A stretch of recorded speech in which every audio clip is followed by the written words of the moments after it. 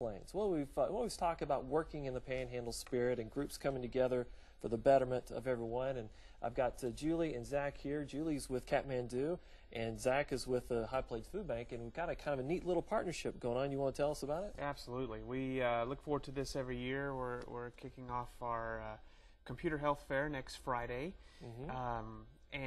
Basically it's a great deal where you bring several bags of food to donate to the food bank, and you bring your computer tower or your laptop to Kathmandu, and they will give it a free cleaning of all the viruses, spyware, adware, everything that you can get on your computer.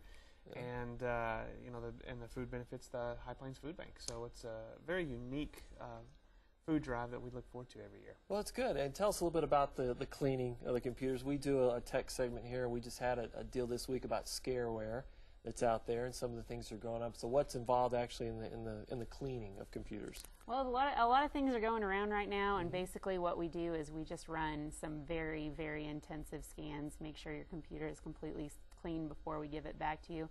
Usually we charge over $200 for this service. Oh. And on Friday, you're getting it for 4 bags of groceries. Not bad at all. So, and tell us about the groceries. Is there a certain thing that is needed by the food bank? I know sometimes they'll say, well, we need some toiletry items, or maybe we need beans, or we need, is there anything specific that's needed really in demand right now? Well, during the summertime, Steve, it really is hard.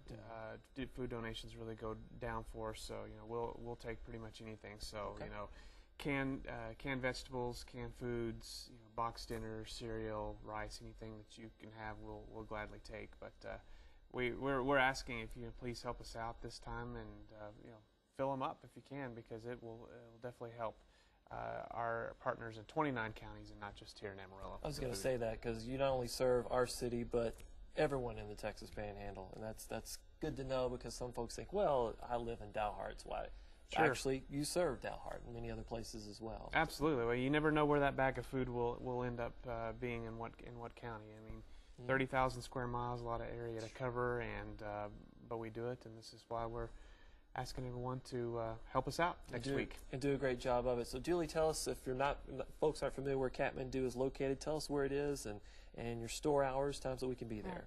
Well, the event is only from 8 to 12, and we start on the first computers that come in, so the earlier the better. There is a location in Amarillo, 8501 Southwest 34th Avenue.